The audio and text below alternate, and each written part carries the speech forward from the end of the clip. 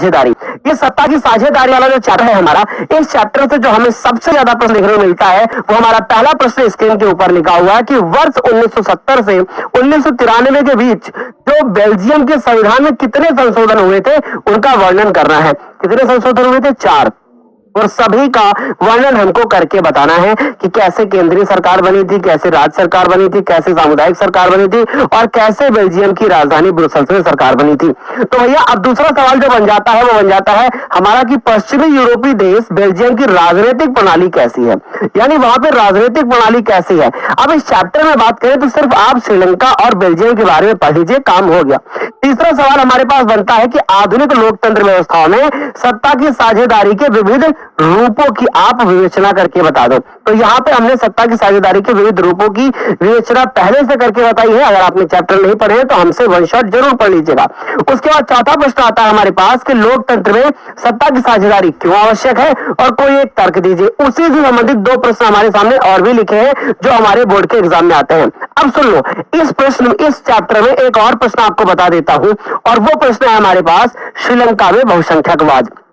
तो ये वाला प्रश्न भी आप अच्छे से तैयार कर लीजिएगा कि श्रीलंका में बहुसंख्यकवाद को आप बताइए कि श्रीलंका में बहुसंख्यकवाद का अर्थ क्या है, ठीक है, और वहां पे क्यों लड़ाई झगड़े और क्यों वहां पे सांप्रदायिक दंगे हो रहे थे। तो ये वाला टॉपिक भी अच्छे से तैयार कर लेना।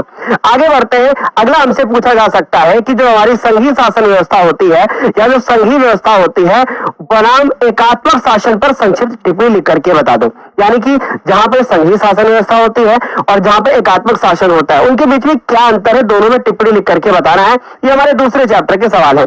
और विकेंद्रीकरण का क्या अर्थ होता है। अब ये जो सवाल हमने दूसरा वाला बोला ना, विकेंद्रीकरण, ये 100% बनता ही बनता है। और इसी प्रकार पिछले चैप्टर में अगर बात करें तो लोकतंत्र वाला प्रश्न हमारे लिए सबसे ज्यादा इंपॉर्टेंट हो जाता है। अब हम बात करें भारत में संघीय व्यवस्था, तो पहली चीज तो हमें ये पूछेगा कि भारत का संविधान में क्या क्या व्यवस्था है। फिर पूछेंगे भारत में संघीय व्यवस्था की 4 विशेषताओं की जो है व्याख्या कर दीजिए या उसका वर्णन कर दीजिए। ये दोनों सवालों में जो ये वाला पार्ट है लगभग आपको सेम मिल जाएगा। फिर बात करते हैं संघवाद क्या है और भारत की संघात्मक शासन व्यवस्था की प्रमुख विशेषताएं बता दीजिए। पांचवा मिलेगा कि संघवाद का अर्थ क्या है और संघीय व्यवस्था की प्रमुख विशेषताओं के बारे में बता दो। तो ये दोनों लगभग सवाल एक ही जैसे हैं, ठीक है। यहाँ पे सिर्फ बात हो रही है सिर्फ भारत की और यहाँ पर पूरे विश्व की बात हो रही है। आगे बात करते हैं भारत में केंद्र और राज्यों के बीच सत्ता की साझेदारी का बंटवारा किन्हीं तीन विशेषताओं का वर्णन कर दो। यानी भारत में जो सत्ता की साझेदारी है वो केंद्र और राज्य सरकार के बीच में कैसे करी गई है उसके बारे में डिटेल में बताना है। हमारा तीसरा चैप्टर होता है जिसमें एक सवाल बहुत इंपॉर्टेंट है और वो है लैंगिक विभाजन। तो यहां से एक सवाल हमारा कंफर्म बनेगा।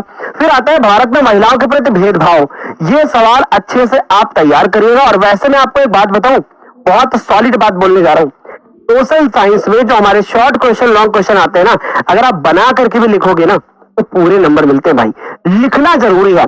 शॉर्ट हमारा आएगा 80 शब्दों में लिखना है, लॉन्ग आएगा 150 शब्दों में लिखना है। आगे बात करते हैं बच्चों तीसरे सवाल पे। सांप्रदायिकता को दूर करने के लिए किन्हीं 3 उपायों को बता दो। सांप्रदायिकता यानी जहां पे कोई भी एक समूह अपने आप को श्रेष्ठ समझने लगता है, कैसे दूर किया जा सकता है। शिक्षा, जागरूकता, यही तो इसके उपाय होते हैं। आगे बात करते हैं चौथे प्रश्न पर।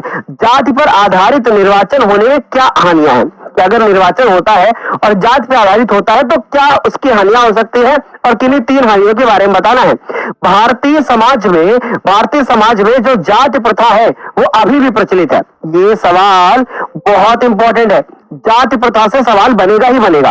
फिर उसके बाद भारत में विधायिकाओं में महिलाओं के प्रतिनिधित्व की क्या स्थिति है। यहीं पे एक सवाल बनता है नारी शक्ति वंदन अधिनियम जो 2023 में आया था, उस पे भी आपको शॉर्ट क्वेश्चन इस बार देखने को मिल सकता है।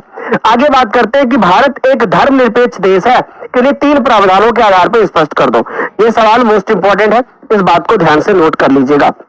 और एक ये सवाल हमारा मोस्ट इंपॉर्टेंट है। आपका लॉन्ग जो है ना, जो सिविक्स से बनेगा वो इसी चैप्टर से बनने के पूरे चांस होते हैं।